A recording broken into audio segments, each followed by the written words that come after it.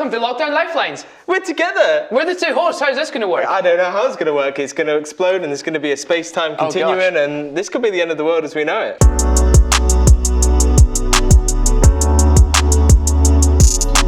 Welcome to Lockdown Lifelines.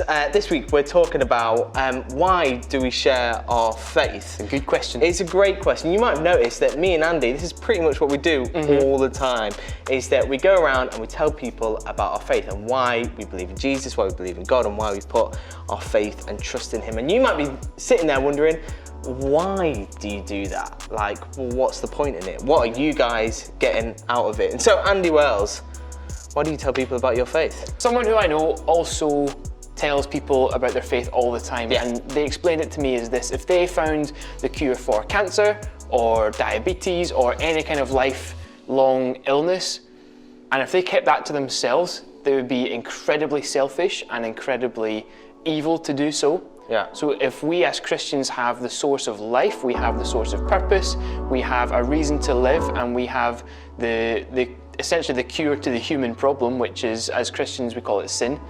If we have the cure to that, why wouldn't we share it? Why wouldn't we let other people know that we have purpose and peace and true real life in Jesus, and that's available to literally everyone?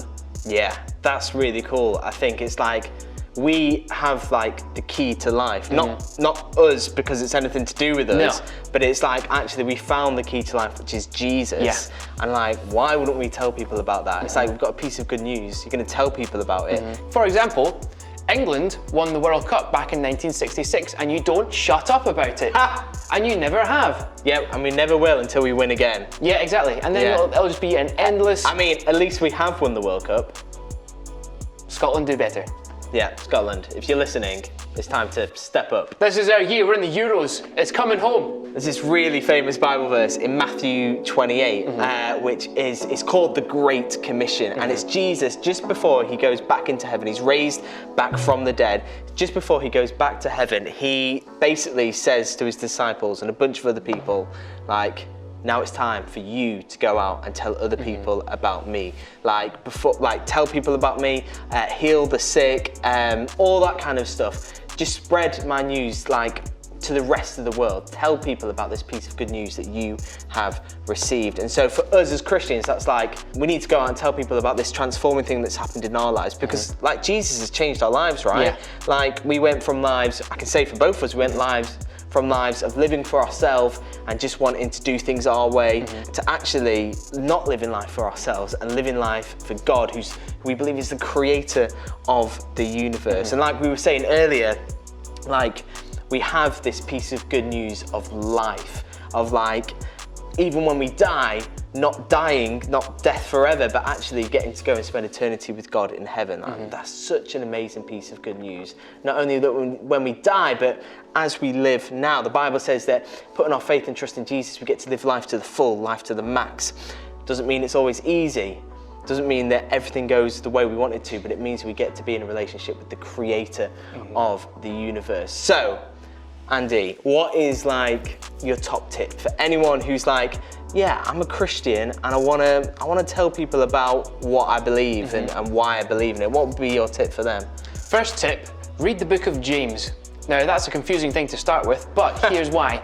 Because the book of James is all about showing that you have faith. It's all about living out the fact that you've got faith. There's a line in the book of James that says, I'll show you my faith by my works, which what that means is, I will show you that I believe in God by the way that I live my life. I will show you that I am saved by Jesus because of the example that he set before me, and I'm going to follow that. That's pretty much what it means. The best way to tell other people about Jesus, and the most simple way is to live a life that Jesus lived, is to look after people who are vulnerable, is to reach out to the poor, is to love people the same way as you love yourself, and to value others greater than yourself.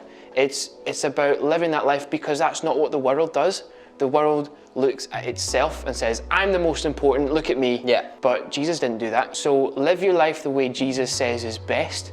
That is the first and best example to tell others about Jesus, because it makes other people think, why are they happy when they're not living for themselves? Why are they happy when they're putting others first? How does that work? And then they might ask you questions. They might ask you for the reason why you're so happy all the time, Yeah. the reason for why you have such inexplainable joy or peace. I think my second tip would be this, is just to give it a go. Like, it can be scary to think about, oh, I need to tell people about what I believe and why I believe it.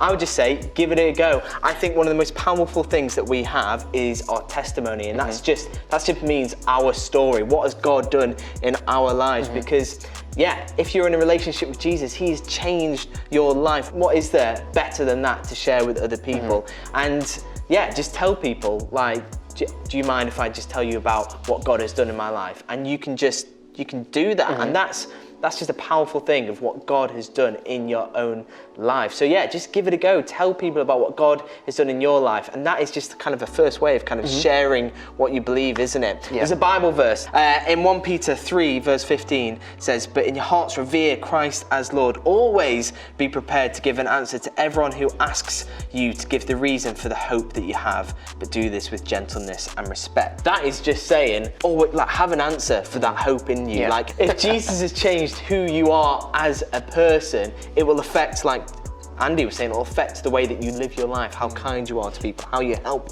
others, not just always living life for yourself.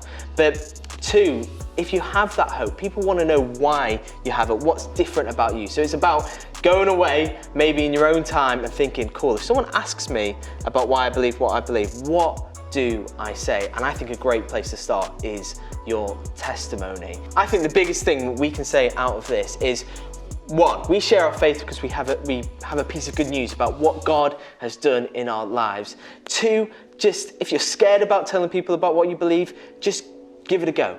Go out there, maybe start with a family member or a friend, but go out there and tell people what God has done in your life, your testimony, your story. God has changed your life. Go out there and tell others about Him, because that's what Jesus tells us to do. If you have any questions on what it means to share your faith or how to do it, DM us at The Higher Tour. We'd love to tell you more, and we can actually send you a bunch of stuff to help you with that. You are not alone on this journey. There's loads of people who can encourage you to give it a go. And if you're not a Christian, if you're thinking, I don't know what this is all about, I've stumbled onto this video, God has a plan and a purpose for your life. If you want to know more, again, DM us, and we'd love to tell you more about Jesus and how actually He's changed and transformed our lives too. Thanks for joining us on Lockdown Lifelines. We are glad to have seen you. That was odd. Goodbye, everyone. Bye.